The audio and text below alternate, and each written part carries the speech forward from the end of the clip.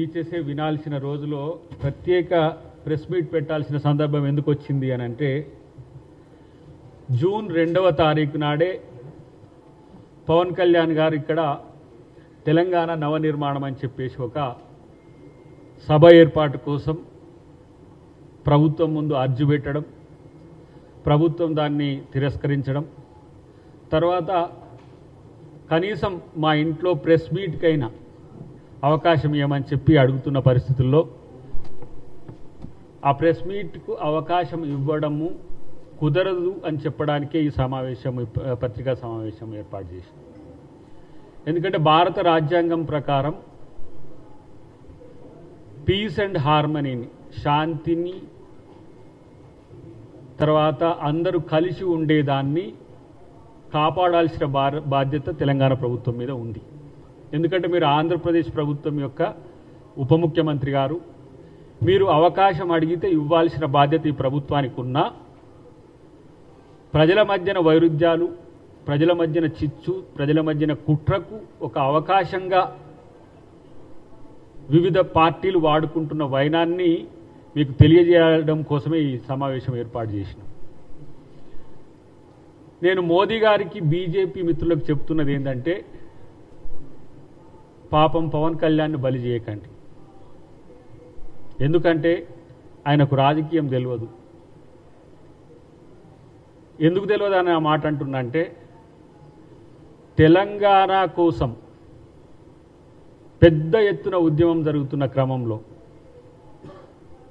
తెలంగాణ కోసం మద్దతు చెప్పకుండా తెలంగాణకు వ్యతిరేకంగా పనిచేయాల్సిన పరిస్థితి ఆయనకు వచ్చింది. దాని తర్వాత వారు సనాతన ధర్మం కోసం పోరాడాల్సిన పరిస్థితి వచ్చింది. సనాతన ధర్మం కాపాడాల్సిన పరిస్థితుల్లో కూడా అది బీజేపీకి అనుకూలంగా పోరాడాల్సిన పరిస్థితి వచ్చింది. ఎందుకంటే వారు చెగువేరా వారసుడు సనాతన ధర్మం కొరకు పోరాడాల్సి రావడం మరి ఆయనకి ఏ విధంగా కనిపించిందో కానీ భారతదేశానికి, తెలంగాణ, ఆంధ్రప్రదేశ్ ప్రజలకు మాత్రం కొంచెం ఇబ్బందికరంగా మారిన పరిస్థితుల్లో ఇప్పుడు తెలంగాణలో తెలంగాణ వాళ్ళ మధ్యనే వైరుధ్యాలు సృష్టించడానికి, తెలుగు వాళ్ళ మధ్యన వైరుధ్యాలు సృష్టించడానికి, తెలంగాణ ప్రశాంతంగా అభివృద్ధి సంక్షేమం వైపు గౌరవ ముఖ్యమంత్రి గారు రేవంత్ రెడ్డి గారి నేతృత్వంలో జరుగుతున్న క్రమంలో పవన్ చిచ్చుబుడ్డిని పెట్టాలని బీజేపీ ప్రయత్నం చేస్తున్నది. ఇది పవన్ కళ్యాణ్ అభిమానులు, పవన్ కళ్యాణ్ మిత్రులు కూడా దీన్ని గమనించాల్సిన అవసరం ఉంది. ఎందుకంటే ప్రభుత్వం ఎప్పుడు కూడా వైషమ్యాలను పెంచే దిశగా అనుమతులు ఇవ్వదు. దాని ప్రాథమిక డ్యూటీ కూడా, ప్రభుత్వం యొక్క డ్యూటీ కూడా. ఇక్కడ మోదీ గారు వచ్చిపోయిన తర్వాత ఏదో పెద్ద మార్పు జరుగుతుందని బీజేపీ వాళ్ళు అంటున్నా నాకు అర్థం కాలే. టార్గెట్ తెలంగాణ అంటే మాకు అర్థం కాలే. వాళ్ళు ఓట్లతో గెలుస్తారు, మోదీ గారి ఎన్డీఏ కూటమి, బీజేపీ, కానీ ప్రజల్ని గెలవలేరు. ఎందుకంటే ప్రజల మధ్యన వైరుధ్యాలు, వైషమ్యాలు పెంచడమే వాళ్ళు చేసే పని. దానికి పవన్ కళ్యాణ్ ఒక బూస్టర్గా ఉపయోగపడుతున్నారు. ఎందుకు ఈ మాట అనాల్సి వస్తుందంటే, మీరు 11 రోజుల భోజనం చేయలేకపోయినారు తెలంగాణ వస్తే. తెలంగాణలో కండ్లు పడితే కోనసీమ మొత్తం బగ్గుమన్నది. అన్నిటికంటే ఎక్కువ మీరు ఇక్కడ చేస్తున్న వాటిని, ఏవైతే తెలంగాణలో చేస్తున్న రాజకీయాలు ఎందుకు చేస్తున్నారో, ఎవరి కోసం చేస్తున్నారో మీకు తెలియదు. కాబట్టి జూన్ 2వ తారీఖు నాడు తెలంగాణ ప్రజలందరికీ కూడా పరమ పవిత్రమైన రోజు. మరి ఆ రోజున మీరు వైషమ్యాలు పెట్టే కుట్రలు చేస్తా అంటే ప్రెస్ మీట్లకు, మీటింగ్లకు ఎట్లా పర్మిషన్స్ వస్తాయి మిత్రమా? అంటే తెలంగాణ సమాజం ఎడ్డిదనుకున్నారా, లేకపోతే తెలంగాణ సమాజం ఏమైనా తెలివి తక్కువదనుకొని ప్రయోగాలు తెలంగాణ మీద చేస్తున్నారా?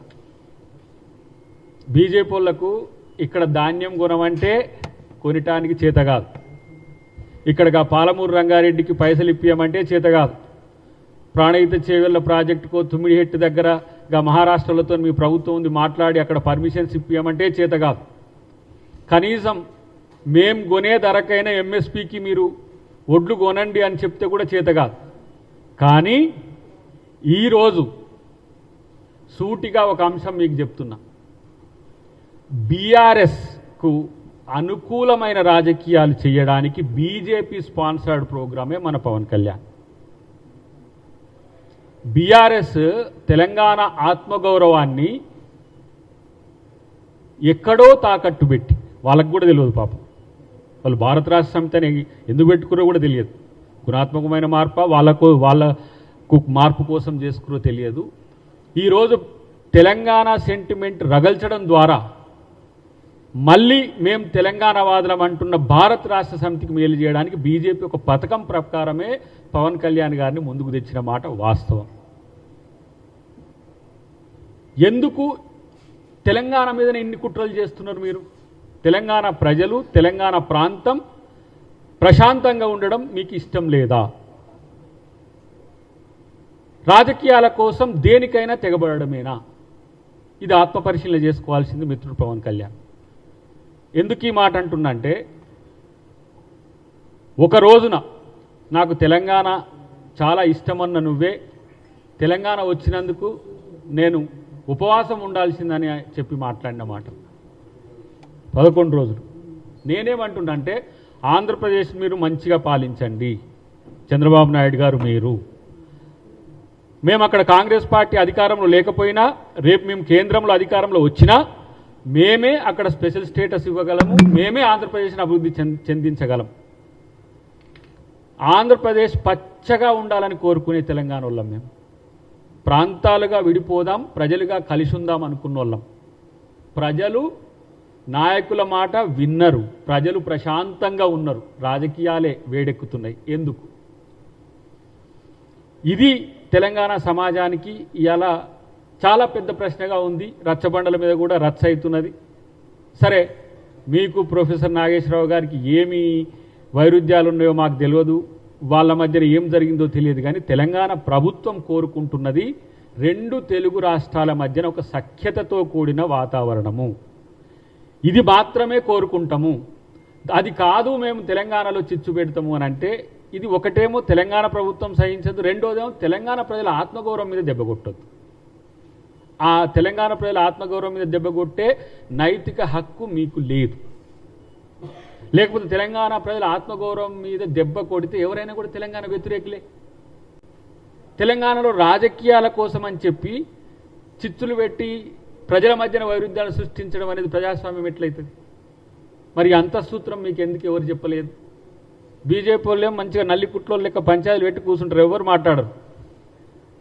కిషన్ రెడ్డి మాట్లాడాడు, తర్వాత రామచంద్రరావు గారు మాట్లాడరు, ఇక మా ఫామ్ హౌస్లో ఉన్న మా కాకా కూడా మాట్లాడాడు. ఎవరు? కేసీఆర్. మళ్ళీ తెలంగాణ సాధించిన నేనే అంటాడు. ఆయన మాట్లాడాడు, ఆయన పరివారం మాట్లాడదు. ఇదేం హాస్యాస్పదమో నాకు అర్థం కావట్లేదు. హాస్యాస్పదం అయితే సీరియస్. ఇది కూడా బీఆర్ఎస్ పార్టీకి తెలంగాణ మీద ఈ రకమైన ఒక భావదాడి జరుగుతున్నప్పుడు పట్టి లేదా? ఇదేనా మీరు కోరుకుంటున్నది? మోదీ గారి మాదిరిగానే కేసీఆర్ గారు కూడా రాజకీయాల కోసం ప్రజలేమైతే ఏంది అనుకుంటారా? మొన్నదే చేసింది కదా, ఇట్లనే పట్టాలు పేల్చండి, సింగరేణిని పేల్చండి, కూల్చండి. ఇదేనా సిద్ధాంతం? ఈ ప్రాంతం కోసం 1200 మంది అమరవీరులైండ్రు. ఈ ప్రాంత విముక్తి కోసం ఏ రోజైనా తెలంగాణ అమరవీరుల దగ్గర మీరు పోయి పట్టెడు పూలేసిన పాపాన పోయినరు పవన్ కళ్యాణ్ గారు. పోనీ మోదీ గారు నీకు సర్ది చేస్తే వచ్చిండు, చంద్రబాబు గారి కాడికి వచ్చిపోయిండు, కానీ అమరవీరులు వారికి గుర్తురాలే. ఎందుకంటే ఆయననే తల్లిని చంపి బిడ్డని బతికిచ్చిండ్రు అన్నాడు. తెలంగాణ మీద నిలువెల్ల విషం కక్కుతున్నది బీజేపీ ప్రధానమంత్రి. ఇంకొక వైపేమో వాళ్ళ ఎంపీనే నిండు సభలో పార్లమెంట్లో తెలంగాణ ఏర్పాటును పాకిస్తాన్తో పోల్చిండు. కానీ ఇక్కడ ఉన్న తెలంగాణ బీజేపీ నాయకులు మాత్రం మేమే తెలంగాణ కోసం పోరాడింది. అవును, మరి తెలంగాణ కోసం పోరాడితే ఆత్మగౌరవం ఎటు చచ్చింది? మీకు సుష్మా స్వరాజ్ ఎందుకు గుర్తుకు రావట్లే? మీకు రాజ్నాథ్ సింగ్ లాంటి వాడు ఎందుకు గుర్తుకు రావట్లే? ఆ రోజు కాంగ్రెస్ పార్టీలో సోనియా గాంధీ గారు యూపీఏ చైర్పర్సన్గా ఉన్నా వారు, సుష్మా స్వరాజ్ గారు, మీరా కుమార్ గారు కలిసి ఈ బిల్లుని ఎట్లా పాస్ చేయాలని చేసిన ఆ కోణం మీకు ఆవిష్కృతం కావట్లే. ఎందుకంటే సుష్మా స్వరాజ్ గారు అంటే మోదీ గారికి పడదు కాబట్ట. మోదీ గారు అంటే మోదీ గారికి తెలంగాణ ఇష్టం ఉండదు కాబట్టి, కానీ తెలంగాణలో అధికారం కావాలి. దానికోసం ఎక్కడ కొడితే క్యారమ్స్లో కాక ఇక్కడ కొడితే ఆడపోయి అక్కడ పోయి ఇక్కడ వచ్చి పడ్డట్టుగా పవన్ కళ్యాణ్ ఎందుకు వాడుకుంటున్నారు? మీరు నేరుగా మీరే రావచ్చు కదా. తెలంగాణలో మేము అధికారం రావాలంటే ఇది చేస్తామని రావచ్చు కదా. తెలంగాణ సమస్యలు మేము పరిష్కరిస్తామని రావచ్చు కదా. తెలంగాణ ప్రభుత్వానికి ఈ విధంగా సహకరిస్తామని చెప్పొచ్చు కదా. మొన్న అన్నాడు మోడీ కాక, ఏమన్నాడు? నాతో కలు రేవంత్ రెడ్డి గారు అన్నాడు. నీతో కలిసే ఉన్నాడు కదా. మీరు ప్రధానమంత్రి అయితే వారు ముఖ్యమంత్రి. లేదు, కొంతమంది మిత్రులు ఏమన్నారు, ఆయనతో అంటే బీజేపీలో ఎన్డీఏ కూటమిలో కలవాలంటే కాంగ్రెస్ ఎన్డీఏ కూటమిలో ఎట్లా కలుస్తుంది? రేవంత్ రెడ్డి గారి యొక్క లక్ష్యం కూడా ఏంటి? రాహుల్ గాంధీ గారిని ప్రధానమంత్రిని చేయాలి. మరి మోదీ గారు రాహుల్ గాంధీ గారిని ప్రధానమంత్రిని చేస్తాడా? చేయగలుగుతాడా? దానికి సిద్ధమైతే మరి మోదీతో కలుస్తాడు. రాహుల్ గాంధీ గారిని ప్రధానమంత్రి చేయడం మోదీ లక్ష్యం అయితే రేవంత్ రెడ్డి గారు మీకు సహకరిస్తాడు, మీతో కలిసి ఉంటాడు. కానీ తెలంగాణ సమాజం ఎటు పోతేంది, తెలంగాణ ప్రజల మధ్యన కొట్లాటలు ఏమైతేంది, తెలంగాణలో మళ్ళీ పూర్వపు కాలపు కొట్లాటలు కొనసాగితే నాకేంటి, నాకు మాత్రం అధికారం కావాలి అని. సేమ్ వెస్ట్ బెంగాల్లో ఇప్పుడు ఎట్లా జరుగుతుందో ఇలాంటి రాజనీతి, రాజ్యాంగ ధర్మం ఎట్లయితుంది? కనీసము కించిత్ ఆలోచించేటోళ్ళకైనా మీకు ప్రజాస్వామ్యయుత వాతావరణం ఉండడము ఇష్టం లేదు, ప్రజల మధ్యన వైరుధ్యాలు నిరంతరం కొనసాగాలి, మీరు గెలవాలి, ప్రజలు ఓడాలి. ఇది మాత్రం రాజ్యాంగం చెప్పలే. మోదీ గారికైనా పవన్ కళ్యాణ్ గారికైనా ఇంకెవరికైనా ప్రభుత్వంగా ఒక ప్రభుత్వ విప్పుగా నేను ఎందుకు ఈ పత్రికా సమావేశం లేకపోతే మీడియా సమావేశం పెట్టాల్సి వచ్చింది? మీరేమంటారు? నేరుగా నాకు తెలంగాణలో మీటింగ్ పెట్టుకునే అవకాశం లేదా అంటున్నారు. అంటే ప్రజలు కొట్లాడుకుంటట్టు నేను ప్రెస్ మీట్లు పెట్టుకుంటా, మీటింగ్లు పెట్టుకుంటా, కానీ నాకు పర్మిషన్ ఇవ్వాలి ప్రభుత్వం అని అంటున్నారు. ఇంత విధ్వంసకరమైన ఆలోచనలు మానుకోండి. మీకు తెలిస్తే అర్థం చేసుకోండి. ప్రభుత్వం తరపున ఒక ఉప ముఖ్యమంత్రిగా మీకు మేమిస్తున్న గౌరవంతో కూడిన ఇది సమాధానం. దీన్ని మరింత రాజకీయం చేయాలనే ఒక ఆలోచనతో మీ ఇంటర్నల్గా ఉంటే అది మీకు నష్టం తప్పితే మాకు కాదు. మీకు పర్మిషన్స్ ఎందుకు? మంచి ఉద్దేశాలతో పెడితే ఎందుకు ఇవ్వరు? ఒక ప్రజాసేవ కోసం నాయకుడు నేను వారాయి అని పెట్టి మన కొండగట్టు కాంచి బస్ యాత్ర చేస్తా అంటే పర్మిషన్ ఇవ్వలేదా నీకు? లేదు, నా అభిమానులను కలుసుకుంటా, నేను అట్లా చేస్తా ఇట్లా చేస్తా, నేను తెలంగాణ ప్రజలకు సేవ చేస్తా అంటే నీకు పర్మిషన్స్ ఇవ్వలేదా? కానీ తెలంగాణ ప్రజలు కొట్టుకొని చావండి, నేను మీటింగ్ పెట్టుకుంటా అంటే మీటింగ్కు పర్మిషన్ ఇస్తే ఇది ప్రభుత్వమా ఏంటి? ఇంతకు నీ సమావేశపు లక్ష్యం ఎవరి కోసం, ఎందుకోసం? దీన్నైనా తెలుసుకుంటే నీకే మంచిదని చెప్పి నేను మీ ద్వారా తెలియజేస్తున్న మిత్రులారా. ఇక్కడ తెలంగాణ ప్రజలు కొంత సెంటిమెంటల్గా ఎక్కువ ఉంటారు. వాళ్ళ త్యాగం, వాళ్ళ పట్టుదల, వాళ్ళ ధైర్యం. ఈ తెలంగాణ ప్రాంతం కోసం 1969లో దాదాపు 365 మంది పైచిలుకు అమరవీరులైనరు. తుపాకీ గుండ్లకు ఎదురుగా పోయి కొట్లాడిన వీరులు. మొన్న కూడా అచేతనంగా ఉంటే అమరుడైనైనా సరే నేను తెలంగాణ ఉద్యమానికి ఉపయోగపడాలని ట్రైన్లకు ఎదురుగా వెళ్ళి అమరవీరులై కూడా ఉద్యమాన్ని వాళ్ళు కొనసాగించారు. ఇలాంటి త్యాగాలను అవమానపరచకండి, ఇలాంటి త్యాగాలను మననం చేసుకోండి. ఇలా ఇప్పుడు మేము ఉద్యమకారుల కోసం మేము కమిటీ వేసుకున్నాం, ఉద్యమకారులకు అవకాశం ఇస్తున్నాం. ఇలా శ్రీకాంతాచారి గారి తల్లికైతే ఏంది, తర్వాత ఎవరైతే కుటుంబాలు నష్టపోయినారో వాళ్ళకు ఉద్యోగాలు కూడా ఇస్తున్నాం. ఏ రోజు కూడా మీరు తెలంగాణ ఉద్యమకారులకో, తెలంగాణ అమరవీరులకో, తెలంగాణ ప్రజలకో మీరు ఏ రోజు సహకరించినట్టుగా మీరు కనపడకుండా గత పుష్కర కాలంగా, అంటే దాదాపు 12వ సంవత్సరం ఇది, అప్పటి నుంచి లేని ఊసి ఇప్పుడు వస్తున్నదంటేనే ఏదో దీని వెనుక ఉంది అనేది ప్రజలకు వస్తున్న అనుమానం. కానీ మాకున్న కోణం ఏంటంటే బీజేపీ ఇలాంటి ప్రోత్సాహకాలు ఇవ్వడం అనేది ఎంత మేరకు సబబు అనేది వాళ్ళు ఆలోచించాల్సిన అవసరం ఉంది. బీఆర్ఎస్ చాలా వ్యూహాత్మకంగా మౌనంగా ఉంటున్నది. వాళ్ళు ఏమవుతుందంటే నా ఘర్కా నా ఘాట్కా అయింది. తెలంగాణ రాష్ట్ర సమితిని పెట్టుకొని వాళ్ళు 6-7 సంవత్సరాలు పరిపాలించేసరికి భారతదేశాన్ని కూడా ఇట్లనే చేయొచ్చు, ఇట్లనే దోచుకోవచ్చు అనుకుని వాళ్ళు బీఆర్ఎస్ని పెట్టుకున్నారు. బీఆర్ఎస్ని పెట్టుకునేసరికి తెలంగాణ ప్రజలు బండకేసి బాధేసరికి మళ్ళీ బీ/టీ కావాలనుకునేసరికి వాళ్ళ కూతురు వచ్చి టీని వాడుకుంటుంటుంది. ఆమె టీఆర్ఎస్ అని పెట్టుకుంటే మళ్ళీ ఎట్లా అని గోక్కుంటున్నారు. ఇప్పుడు ఆ గోకే క్రమంలో ఇలా పవన్ కళ్యాణ్ను తీసుకొచ్చి ఇక్కడ సెంటిమెంట్ రగిలించి ఆ సెంటిమెంట్ మీద కాలుతున్న మంటల్లో మీరు రాజకీయం చేయాలనుకుంటే అది మంచి పద్ధతి కాదు. అది తెలంగాణ ప్రజలు సహించరు. తెలంగాణ సమాజము దాదాపు 50-60 సంవత్సరాల పోరాటంలోనే ఉన్నది. అంతకంటే ముందు నిజాంతో కొట్లాడింది, అంతకంటే ముందు బ్రిటిష్ వాళ్ళతో కొట్లాడింది. ఇంకెన్ని రోజులు తెలంగాణ కొట్లాడాలి? తెలంగాణ అంటే కొట్లాటేనా? తెలంగాణ అంటే పోరాటమేనా? పరిపాలన కాదా? ఇలా అందుకనే రేవంత్ రెడ్డి గారు ఒక అడుగు తగ్గి బీజేపీ అనుకూలంగా చాలామంది విమర్శలు చేస్తున్నప్పటికి కూడా తెలంగాణ సర్వతోముఖాభివృద్ధి కావాలంటే కేంద్రంతో సఖ్యతతో ఉండాలన్న దాన్ని కూడా రాజకీయం చేస్తున్నారు. తెలుగు ప్రజల మధ్యన సమన్వయం ఉండాలి అని చెప్పి ఆ ప్రాంత నాయకులైనా ఈ ప్రాంత నాయకులైనా అందరూ సమానమే అని చెప్పి కొంతమంది విగ్రహాలు పెడితే కూడా దాన్ని రాజకీయం చేస్తున్నారు. ఎందుకు? రేపు జయశంకర్ సార్ విగ్రహం పెట్టుకోలేమా? రేపు కాళోజీ నారాయణరావు గారి విగ్రహం పెట్టమా? తెలంగాణ తల్లి విగ్రహాలు పెట్టుకోలేమా? అంటే ఏంటి? ఒక నాయకుడు అందరితో సమన్వయం ఉండడాన్ని కూడా జీర్ణించుకోలేని స్థితికి ఇలా తెలంగాణ సమాజం వచ్చిందా అంటే కాదు.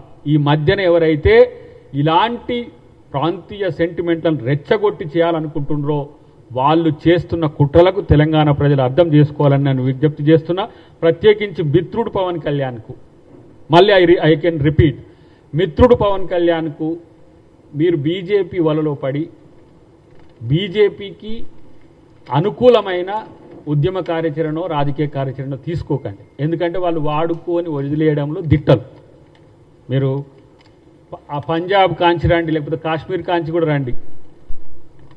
కాశ్మీర్లో అక్కడ అక్కను మోసం చేసిండ్రు, పంజాబ్లో అకాలీలను మోసం చేసిండ్రు, ఇక్కడ ఉత్తరప్రదేశ్లో ఇప్పుడు మా మాయావతి అక్కను మోసం చేసిండ్రు, మహారాష్ట్రలో శరద్ పవార్ గారిని మోసం చేసిండ్రు, షిండేను మోసం చేసిండ్రు. వీరికి అట్లా లైను ఉత్తర భారతదేశం నుంచి దక్షిణ భారతదేశంకి వస్తే మోదీ గారి లేకపోతే ఎన్డీఏ అంటే విష కౌగిలే. ఇంకా వాళ్ళ కౌగిల్లో చిక్కుకున్న వాళ్ళు ఎవ్వరూ బతికి బట్టగట్టిన పాపాన పోలేదు. కాబట్టి మీరు మీ రాజకీయ అస్తిత్వం నిలుపుకోవాలంటే మీరుగా మీకు ఒక సిద్ధాంత పునాదిని ఏర్పరచుకొని ఎక్కడనైనా రాజకీయాలు చేసుకోవచ్చు. భారతదేశంలో ఓటు ఏ మూల ప్రాంతంలో ఉన్నా ఎక్కడైనా రాజకీయం చేసుకోవచ్చు. కానీ విద్వేషపూరిత రాజకీయాలకు పునాది వేయొద్దు అని చెప్పి నేను మిత్రుడు పవన్ కళ్యాణ్కి మీ ద్వారా తెలియజేస్తున్నా.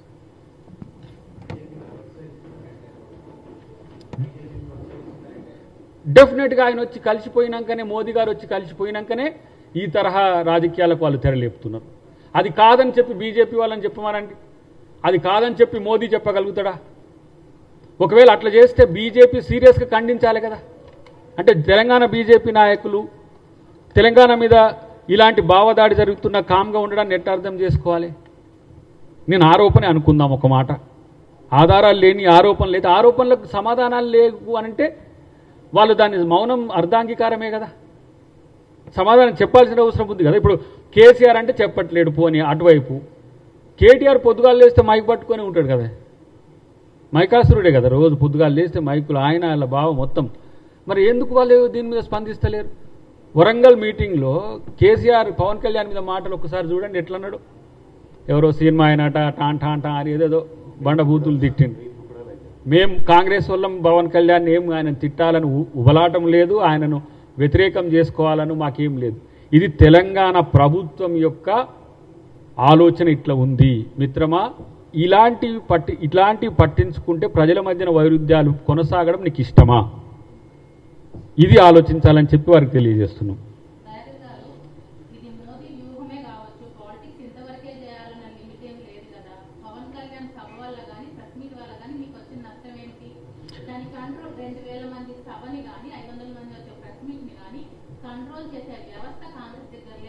ఒక్క మాట ఎంత విద్వేషాన్ని రెచ్చగొడుతుందో. ఇన్ని మంచినీళ్ళల్లో ఒక్క విషపు చుక్కేస్తే ఏం జరుగుతుందో అది చెయ్యొద్దనే చెప్తున్నాం.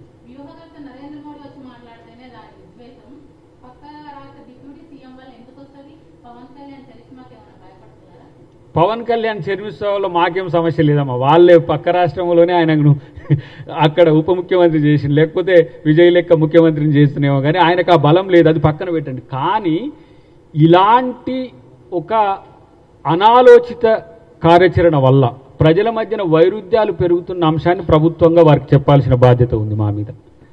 కాబట్టి నేను ఆత్మరక్షణ కోసం నేను దాడి చేస్తా అంటే అర్థం ఉంటుంది, కానీ ఆత్మరక్షణ కాదు పలానోన్ని కొడతానికి పోతా అంటే ఎవరైనా నువ్వు కొట్టమని చెప్తారా? ఇది కదా అంతఃసూత్రం తెలుసుకోవాలనేది. ఇంత మర్యాదపూర్వక ప్రెస్ మీట్ ఎందుకు ఉంటుంది వారి పట్ల? ఎందుకంటే ఇప్పుడు మేమేమైనా నెగిటివ్ మాట్లాడినా కూడా దాన్ని రెండు కాంగ్రెస్ పార్టీని కూడా పవన్ కళ్యాణ్కి వ్యతిరేకం అంటే ఇదేందో ఆంధ్రాకి వ్యతిరేకం అని చిత్రీకరించే ప్రయత్నం చేస్తారు. ఆంధ్రప్రదేశ్లో కాంగ్రెస్ ఎందుకు వ్యతిరేకం ఉంటుంది? మేమెందుకు? నేను ఫక్తు తెలంగాణ ఉద్యమకారుని కదా నేను. ఆంధ్ర ప్రజలు మమ్మల్ని ఎట్లా చూస్తారో, ఆంధ్రప్రదేశ్లో ఆతిథ్యం ఎట్లుంటుందో, ఆంధ్రప్రదేశ్లో ప్రేమ ఉంటుందో ఎట్లుంటుందో మాకు తెలియదా? మేము పోయినోళ్ళం కాదా, కానోళ్ళం కాదా? ఇక్కడ సమావేశాలు ఎట్లా ఏర్పాటు చేస్తే మేము పార్టిసిపేట్ చేస్తాము, ఆంధ్రప్రదేశ్లో కూడా అట్లనే మేము పార్టిసిపేట్ చేస్తాం. పోయి ఆంధ్రప్రదేశ్ నిరంతరం కొట్లాడాలనుకోవాలని మేము ఎప్పుడు ఆ ప్రయత్నాలు చేయమే. మా ముఖ్యమంత్రి గారు కూడా గతంలో షర్మిలమ్మ పెట్టిన మీటింగ్కి పోయి అక్కడ విశాఖపట్నంలో మాట్లాడిన తీరు మీరు గమనించండి. మీకెందుకు తెలంగాణ మీద కోపము? ఆంధ్రాను మేము ప్రేమిస్తున్నాము, ఎందుకు ప్రేమించము? ప్రాంతంగా విడిపోయినంత మాత్రాన ద్వేషించాలనా? అదేమన్నా రూల్ భారతదేశంలో అంతర్భాగం కాదా? ఇది సనాతన ధర్మ, సమాంతర ధర్మ, రాజ్యాంగ ధర్మ ఇట్లా ఉంటుంది. దీనికి భిన్నంగా వ్యవహరిస్తే మీరు ఏ ధర్మాన్ని పాటిస్తుండ్రో మీరు పునరాలోచించుకోమని చెప్పి మిత్రుడికి తెలియజేస్తున్నాం.